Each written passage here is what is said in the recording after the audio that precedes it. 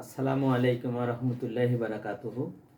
টিচমাস্টার.com YouTube চ্যানেলের পক্ষ থেকে নবম শ্রেণীর শিক্ষার্থীদের আন্তরিক অভিনন্দন ও শুভেচ্ছা জানাচ্ছি। তোমরা 2025 সালে যারা নবম শ্রেণীতে অধ্যয়ন করতেছ, আজকে তাদের জন্য আমার এই ভিডিওটি। তোমরা ভিডিওটি শেষ পর্যন্ত দেখবে, লাইক, কমেন্ট, সাবস্ক্রাইব করে পাশে থাকবে। তাই এবার আসো আমরা দেখব বাস্তব সংখ্যা, রিয়াল নাম্বার।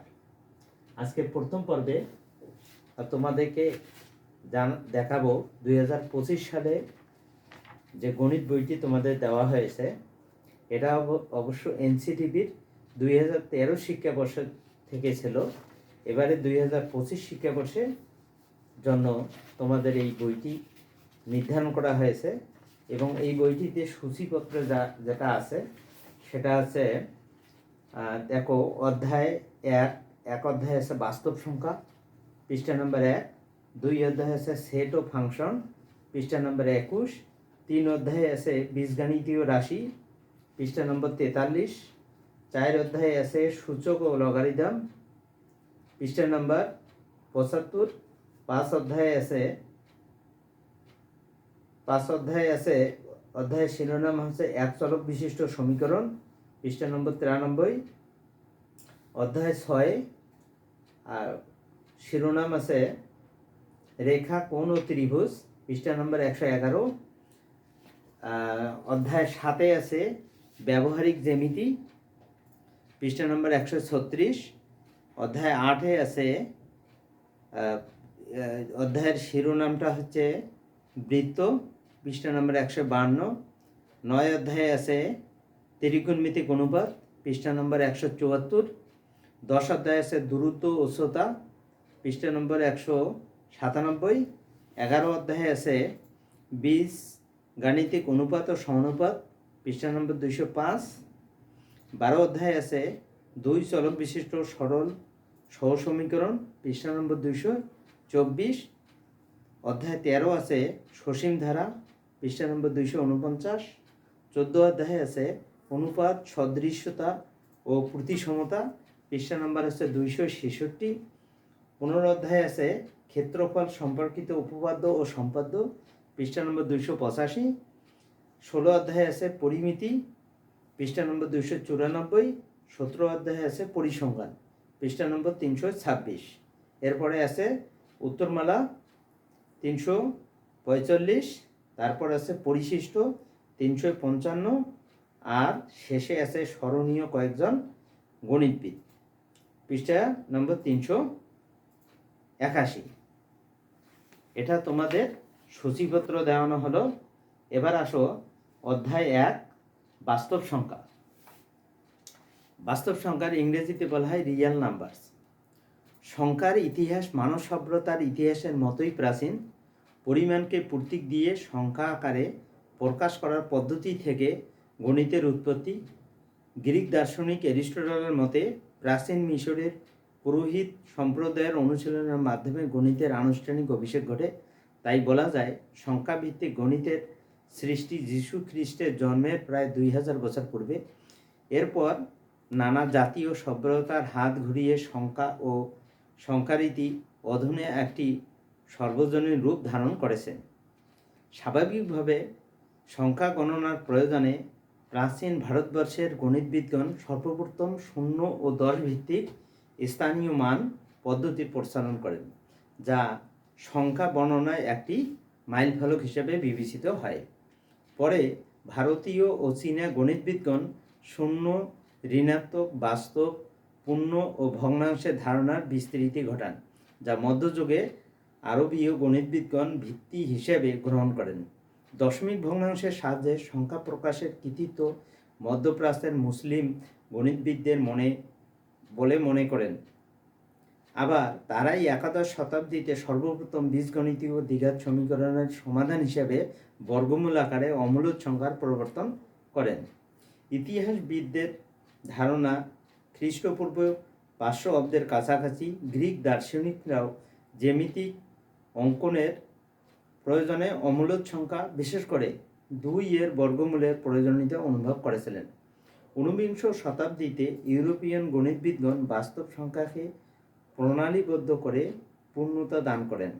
দৈনন্দিন প্রয়োজনে বাস্তব সংখ্যা সম্বন্ধে শিক্ষার্থীদের সুস্পষ্ট জ্ঞান থাকা প্রয়োজন। এ অধ্যায়ে বাস্তব সংখ্যা বিষয়ে সামগ্রিক আলোচনা করা হয়েছে। তাহলে এ অধ্যায় শেষে আমরা যেটা জানব, বাস্তব সংখ্যার শ্রেণীবিন্যাস করতে পারবা, বাস্তব সংখ্যাকে দশমিক ভগ্নাংশে প্রকাশ করে আসন্ন মান নির্ণয় করতে পারবা, দশমিক ভগ্নাংশে শ্রেণীবিন্যাস করতে পারবে, আবৃত দশমিক ভগ্নাংশ ব্যাখ্যা করতে পারবে এবং ভগ্নাংশকে আবৃত দশমিক ভগ্নাংশে প্রকাশ করতে পারবে। আবৃত দশমিক ভগ্নাংশকে সাধারণ ভগ্নাংশে রূপান্তর করতে পারবে, অসীম অনাবৃত দশমিক ভগ্নাংশ ব্যাখ্যা করতে পারবে, সদৃশ ও বিসদৃশ দশমিক ভগ্নাংশ ব্যাখ্যা করতে পারবে, আবৃত দশমিক ভগ্নাংশের যোগ বিয়োগ গুণ ও ভাগ করতে পারবে এবং এতদ সংক্রান্ত বিভিন্ন সমস্যার সমাধান করতে পারবে। এই তোমাদের একটু ভূমিকাটা বললাম বাস্তব সংখ্যা। এরপর আসি তোমাদের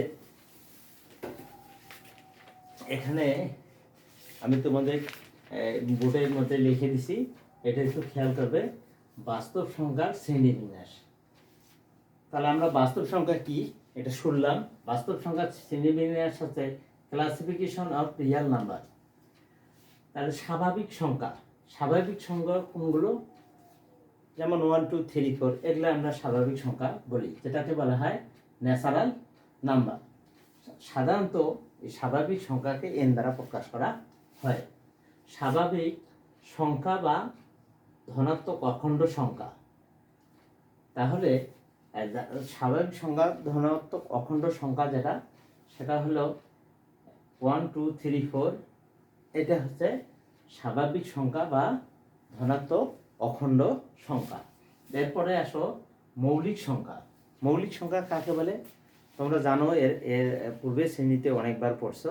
মৌলিক সংখ্যা হচ্ছে এক এবং ওই সংখ্যা ছাড়া অন্য কোনো গুণনীয়ক বা উৎপাদক নেই, এগুলো হচ্ছে মৌলিক সংখ্যা। যেমন 2 3 5 7 এগুলো মৌলিক সংখ্যা। যেমন 2কে যদি আমরা বিশ্লেষণ করি, 2 এবং 1 এবং 2 এবং 1 এবং সেই সংখ্যা ছাড়া অন্য কোনো গুণনীয়ক নেই। যেমন 3কে বিশ্লেষণ করলে কি দাঁড়ায়, 3কে যদি বিশ্লেষণ করি তাহলে দেখা 1 ইন্টু 3, এক এবং ওই সংখ্যা ছাড়া আর অন্য কোনো গুণনীয়ক নেই। তাই এগুলো হচ্ছে যেমন 5 7 এগুলো সব মৌলিক সংখ্যা। আর কি আছে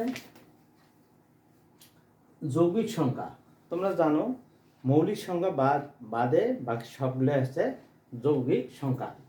এক এবং সেই সংখ্যা ছাড়া আরো গুণনীয়ক আছে, আরো গুণনীয়ক বা উৎপাদক আছে, সেগুলো হচ্ছে যৌগিক সংখ্যা। যেমন এখানে যদি আমরা ধরি 4, তাহলে 4কে 1 গুণন 4, তারপর এটা 2 দ্বারা গুণ করি, 2 দুগুণা 4 এবং এক এবং সেই সংখ্যা ছাড়া আরো একটি গুণনীয়ক আছে। তা এগুলো হচ্ছে যৌগিক সংখ্যা। যেমন 4 6 8 9 এগুলো হচ্ছে যৌগিক সংখ্যা। দুইটি স্বাভাবিক সংখ্যার গসাগু 1 হলে এরা পরস্পর সহমৌলিক সংখ্যা বলা হয়। তাহলে সহমৌলিক সংখ্যা কাকে বলে? দুইটি স্বাভাবিক সংখ্যার গসাগু যদি কি হয় 1 হয়, তাহলে এদেরকে বলা হয় সহমৌলিক সংখ্যা। যেমন 6 এবং 35 পরস্পর সহমৌলিক। 6 এবং 35কে যদি আমি এদের গসাগু কিন্তু 1 হবে, এই জন্য 6 এবং 35 পরস্পর সহমৌলিক। এরপর আসো পূর্ণ সংখ্যা, ইন্টিজার নাম্বার। শূন্য সহ সকল ধনাত্মক ও ঋণাত্মক অখণ্ড সংখ্যাকে বলা হয় পূর্ণ সংখ্যা। যেমন ... -3 -2 -1, তারপর 0 1 2 3 ... ইত্যাদি হচ্ছে কি পূর্ণ সংখ্যা। এবার আসো ভগ্নাংশ সংখ্যা, যেটাকে বলা হয় ফ্র্যাকশনাল নাম্বার। p/q আকারে কোনো সংখ্যাকে ভগ্নাংশ সংখ্যা বলা হয়, যেখানে q এর মান কখনোই শূন্য হতে পারবে না।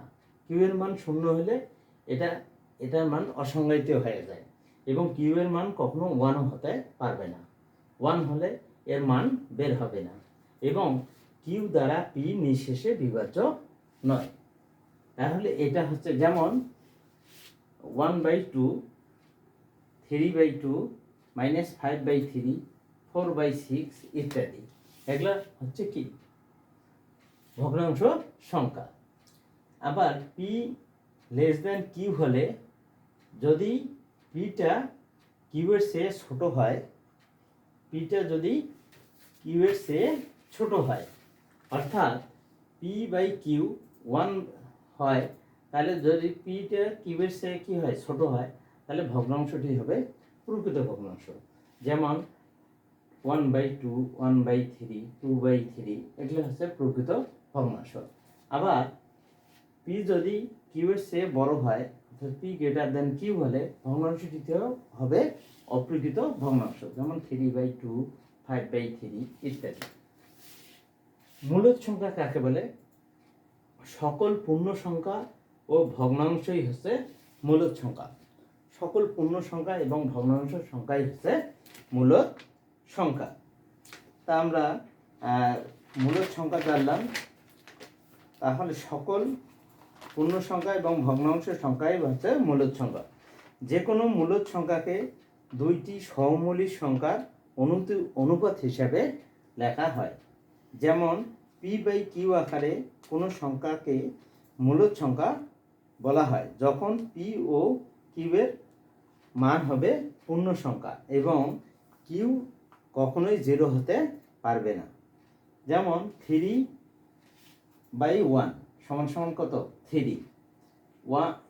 11/2 তাহলে কত হয়?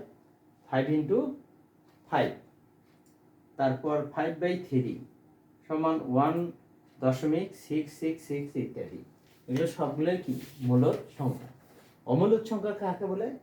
যে সকল সংখ্যা পি বাই কিউ আকারে প্রকাশ করা যায় না, যেখানে পি বাই কিউ পূর্ণ সংখ্যা হবে এবং কিউ এর মান কখনোই শূন্য হতে পারবে না, এগুলা হচ্ছে অমূলদ সংখ্যা। যেমন √2 √2 মান হচ্ছে 1.414213, √3 1.732, √5/2 1.110। এটা হচ্ছে অমূলদ সংখ্যা। দশমিক ভগ্নাংশ কাকে বলে? মূলদ ও অমূলদ সংখ্যাকে দশমিক দিয়ে প্রকাশ করা হলে সেগুলো হচ্ছে দশমিক ভগ্নাংশ। যেমন 3 কে যদি আমরা দশমিক ভগ্নাংশ প্রকাশ করতে যাই তাহলে 3 সমান 3.0 অথবা 5/2 সমান 2.5, 10/3 সমান 3.3333। এটা হচ্ছে দশমিক ভগ্নাংশ। যেমন √3 সমান 1.732 ইত্যাদি। এখন আমরা আসবো বাস্তব সংখ্যা। সকল মূলদ ও অমূলদ সংখ্যাকে বাস্তব সংখ্যা বলা হয়। যেমন 0 +-1 +-2 +-3 এভাবে চলবে, অথবা +-½ +-3/2 √2 √3 1.230415 এগুলো সবগুলোই কি বাস্তব সংখ্যা। তাহলে আমরা বাস্তব সংখ্যা সম্পর্কে জানলাম। এরপর আসবো আমরা ধনাত্মক সংখ্যা, যেটাকে বলা হয় পজিটিভ নাম্বার। 0 থেকে বড় সকল বাস্তব সংখ্যাকে ধনাত্মক সংখ্যা বলা হয়। যেমন 0 থেকে বড় সকল বাস্তব সংখ্যাকে ধনাত্মক সংখ্যা বলা হয়। যেমন আমরা যদি এখানে লিখি তাহলে ধনাত্মক সংখ্যা কাকে বলে? 0 থেকে বড় সকল ধনাত্মক সংখ্যাই হচ্ছে সকল বাস্তব সংখ্যাই হচ্ছে ধনাত্মক সংখ্যা। যেমন 2, তারপর 1/2, 3/2, √2, 0.415 এগুলো সবগুলোই কি ধনাত্মক সংখ্যা। ঋণাত্মক সংখ্যা হচ্ছে নেগেটিভ নাম্বারস। তাই শূন্য থেকে ছোট সকল বাস্তব সংখ্যাই হচ্ছে ঋণাত্মক সংখ্যা। যেমন -2, তার -1/2, -√2, তারপর -0.415 ইত্যাদি হচ্ছে কি ঋণাত্মক সংখ্যা। আর একটা কি অঋণাত্মক সংখ্যা, যেটাকে বলা হয় নন নেগেটিভ নাম্বার। শূন্য সহ সকল ধনাত্মক সংখ্যাই হচ্ছে অঋণাত্মক সংখ্যা। যেমন শূন্য সহ, যেমন 0,